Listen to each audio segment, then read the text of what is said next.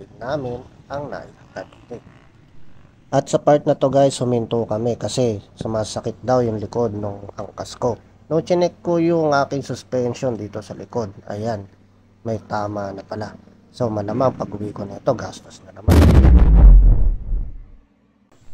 At kinabukasan nga mga kabady, dinala ko na sa shop na malapit dito sa amin itong motor ko. So ayoko na kasing patagalin kasi daily use ang gamit ko sa motor na to.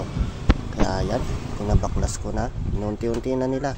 At ito nga pala yung napili kong shock, Motaro.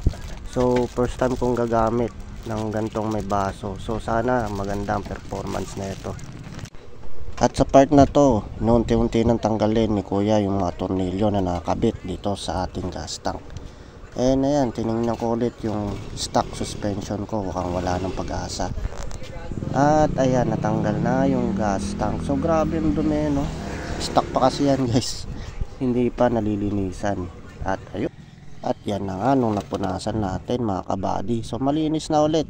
At ito na yung final output ng Motaro shock. So bagay na bagay yung pinili nating puti, bagay na bagay sa motor natin.